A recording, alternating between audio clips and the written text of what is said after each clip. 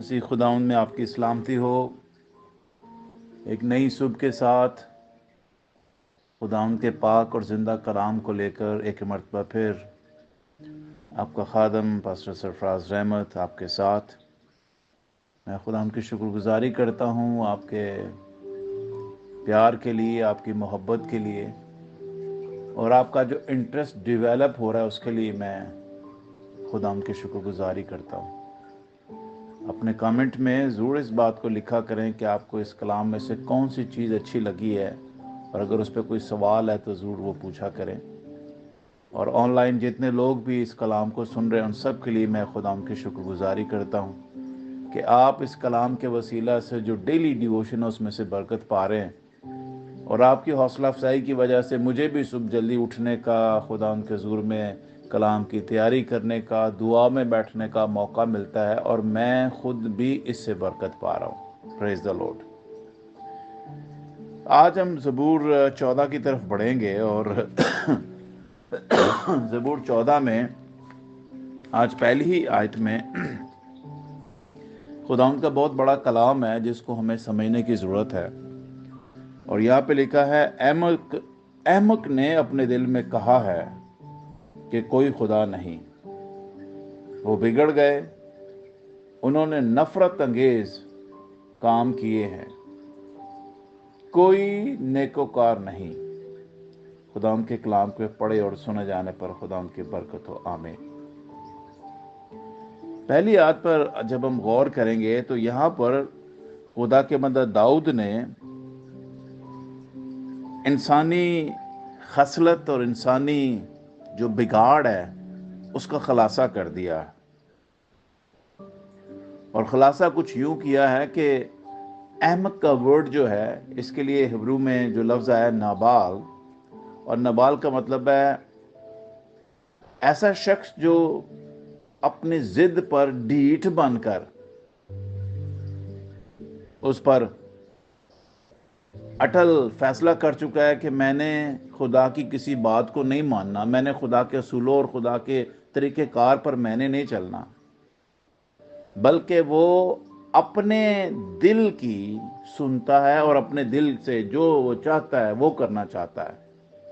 वो खुदा के कलाम के नीचे और खुदा की हजूरी के नीचे आना ही नहीं चाहता, वो उससे बिल्कुल बागी होकर चलना चाहता है। तो इसलिए उसके लिए चाहे बाइबल में से कितने भी सबूत दें, कितनी भी आप उसमें से जस्टिफिकेशन निकाल के खुदा के कलाम से दें, उसके लिए वो कोई अहमियत नहीं रखती हैं, क्योंकि वो अपने दिल की मर्जी के मुआफिक चलना चाहता है। अगर अहमक ये कहता है देयर इज नो गॉड, तो मैं 19 की ज़बूर 19 है और उसकी पहली आयत में लिखा हुआ है, वो कहता है कोई खुदा नहीं है। तो जो 19 की पहली आयत है ना, वो मखलूकात में खुदा के जलाल को ही जाहिर करती है। पहली आयत में क्या लिखा हुआ है? आसमान खुदा का जलाल जाहिर करता है, आसमान खुदा का जलाल जाहिर करता है और फ़ज़ा उसकी दस्तकारी दिखाती है। आसमान और फ़ज़ा को ही सिर्फ आप देख लेना तो खुदा के अजीब और जलाली काम हमें नज़र आते हैं कि किस तरह खुदा मखलूकात में अपने जलाल को जाहिर करता है, अपनी कुदरत को जाहिर करता है। लेकिन यहाँ पर अहमक कहता है कि देयर इज़ नो गॉड, कोई खुदा नहीं है। इसलिए उन्होंने करना क्या शुरू कर दिया है? लिखा है वो बिगड़ गए। जब ये कहा ना कि कोई खुदा नहीं, जब अहमक और फूल कह रहा है कि कोई खुदा नहीं, तो नंबर 1 वो बिगड़ गए। एक्चुअली उन्हें बिगड़ना ही है। उनके दिल की जो तार है ना, वो लगी ही दुनिया और दुनिया की ख्वाहिशों और उसकी रग़बतों की तरफ है। और आगे लिखा हुआ है, उन्होंने नफरत अंगेज काम किए। अब वो करना ही नफरत अंगेज काम चाहते हैं, तो फिर कहते हैं खुदा को तो साइड पे रख दो ना, इसको तो हमने मानना ही नहीं है। तो ये ढीठपन है उनका, खुदा से बगावत करने का। और फिर दाऊद खुलासा करता है कि कोई नेकोकार नहीं है, क्योंकि उनकी आदतें बिगड़ गई। यस,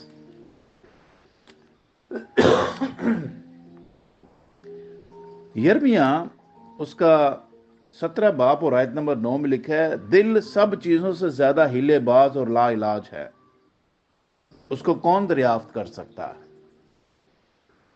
दरअसल प्रॉब्लम यह है कि वो जो अपने दिल की पैरवी में चलना चाहता है और दिल की सुनकर दिल के मुताबिक अपनी जिंदगी गुजारना चाहता है, उनके लिए खुदावंद यूं फरमाता है,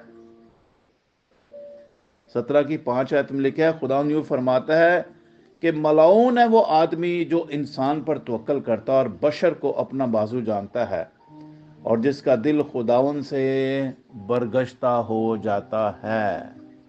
खुदावंद से उसका दिल बरगश्ता हो जाता है। इसलिए अहमद कहता है देयर इज नो गॉड, क्योंकि वो बगाड़ की जिंदगी बसर करना चाहता है और नफरत अंगेज काम करना चाहता है, और खुदा को जिसने उसे पैदा किया है, जिसकी वो मखलूक है, उसे दुखी करना चाहता है। इसलिए जब आप रोमियो के नाम पौलुस रसूल का खत पढ़ते हो तो वहां पर खुदा के कलाम में खास तौर पर पहले ही बाब की 18वीं आयत में इंसान की खताकारी और इंसान की खसलत का बयान किया गया है। और मैं चाहता हूं कि उस खसलत के बयान को तफसीलन आपके सामने पढ़ूं कि एक इंसान जब अहमक भरी बातें करता है और खुदा का इनकार करता है, दरअसल वो बिगड़ी हुई दुनिया का हिस्सा बनना चाहता है और खुदा से दूर कहीं निकलकर अपने तरीके की जिंदगी को बसर करना चाहता है।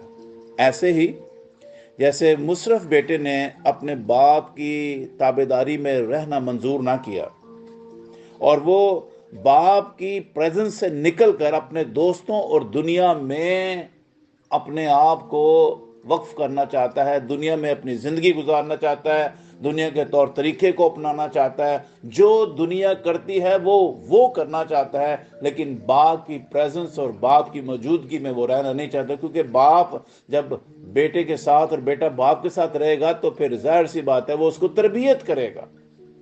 और लिखा भी है, अपने लड़के की उस राह पर तरबियत कर जिस पर उसे जाना है। लेकिन क्यों बच्चे बागी होकर माँ बाप की प्रेजेंस से भागना चाहते हैं या उससे दूर होना चाहते हैं, उसके साथ नहीं रहना चाहते? उसकी वजह यह है कि हम तरबियत पजीर ना हों और इस दुनिया की चाको चमद रोशनी में वो अपने आप को उनके मुताबिक जिंदगी बसर करना चाहते हैं, लेके जाना चाहते हैं। आइए ऐसे खताकार और बागी और इंसानी खसलत वाले इंसान और दुनिया के बारे में जानें कि रोमियो पहले बाब की 18वीं आयत से मैं आपके लिए कलाम पढ़ता हूँ। मनोमन कलाम ही पढ़ूंगा, मैं इसकी तफसीर नहीं करूंगा, सिर्फ सुनिए कि क्या है वो आदमी जो दुनिया को अपना दोस्त बनाता है और अहमक बनकर खुदा को भूल जाता है। सुनिए जरा, क्योंकि खुदा का गजब उन आदमियों की तमाम बेदीनी और नाराजगी पर आसमान से जाहिर होता है जो हक को नाराजगी से दबाए रखते हैं, हक को नाराजगी से दबाए रखते हैं, क्योंकि जो कुछ खुदा की निस्बत मालूम हो सकता है वो उनके बातन में जाहिर है, इसलिए खुदा ने उसको उन पर जाहिर कर दिया, क्योंकि उसकी अनदेखी सिफतें यानी उसकी अजली कुदरत और अलहियत दुनिया की पैदाइश के वक़्त से बनाई हुई चीजों के जरिए से मालूम होकर साफ नजर आती है। यहां तक साफ नजर आती है यहां तक कि इनको कुछ उज़र बाकी नहीं। इसलिए अगरचे उन्होंने खुदा को जान तो लिया, मगर उसकी खुदाई के लायक उसकी तमजीद और शुक्रगुजारी ना की, बल्कि बातल ख्यालात में पड़ गए और उनके बेसमझ दिलों पर अंधेरा छा गया। ये वो लोग हैं जिनके दिलों पर अंधेरा छाया होता है, वो मांगते हैं दुनिया और दुनिया की ख्वाहिश और उसकी रगबतें। सुनिए आगे ऐसे आदमी का होता क्या है। वो अपने आप को दनाज दाकर बेवकूफ बन गए। ये है अहमक आदमी जो बेवकूफ, नाबाल इसका लफ्ज इस्तेमाल हुआ है, जो ढीठ और घमंडी बनकर अपने दिल की ख्वाहिशों को पूरा करने के लिए इसके लिए कहता है कि अहमक ने कहा कि देयर इज नो गॉड, कोई खुदा ही नहीं। वो अपने आप को दना जताकर बेवकूफ बन गए और गैर फानी खुदा के जलाल को फानी इंसान और परिंदों और चौपाओं और कीड़े मकोड़ों की सूरत में बदल डाला। اس واسطے خدا نے ان کے دلوں کی خواہشوں کے مطابق انہیں ناپاکی میں چھوڑ دیا. خدا نے بھی انہیں ناپاکی میں چھوڑ دیا تاکہ کیا کریں؟ ان کے بدن آپس میں بے حرمت کیے جائیں. بدن آپس میں آج جو دنیا میں دیکھتے ہیں عورت کے ساتھ گناہ کر رہی، مرد کے ساتھ گناہ کر رہا ہے، تو یہ ان کے بدن آپس میں بے حرمت کیے جائیں. یہ ہے دنیا، یہ ہے بگڑے ہوئے لوگ جو کہتے ہیں there is no God. ہمارا جسم ہماری مرضی، ہم جو چاہیں گے اپنے جسم کے ساتھ وہ کریں گے. اس جسم کا کوئی مالک نہیں ہے. اور کلام کہتا ہے تمہارا بدن روح القدس کا مقدس ہے. ہاللیلویہ.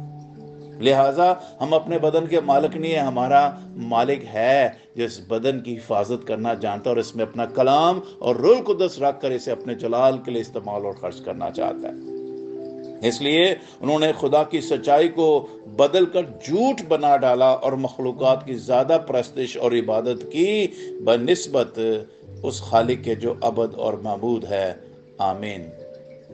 خدا کی بنسبت انہوں نے کیا کیا؟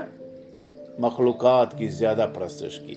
اسی سبب سے خدا نے ان کو گندی شیفتوں میں چھوڑ دیا. گندی شیفتوں میں خدا نے بھی ان کو گندی شیفتوں میں کیا کر دیا؟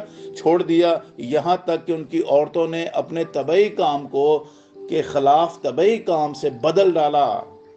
اسی طرح مرد بھی عورتوں سے طبعی کام چھوڑ کر آپس کی شہوت سے مست ہو گئے. یعنی مردوں نے مردوں کے ساتھ روسیائی یعنی کالے کام کیے اور اپنے آپ میں اپنی گمراہی کے لائق بدلا پایا. اور جس طرح انہوں نے خدا کو پہچاننا ناپسند کیا. خدا کو پہچاننا، کہتے ہیں there is no God، اسی نہیں جانتے خدا کون ہے، ناپسند کیا. تو اسی طرح خدا نے بھی ان کو ناپسندیدہ عقل کے حوالے کر دیا کہ نالائق حرکتیں کریں.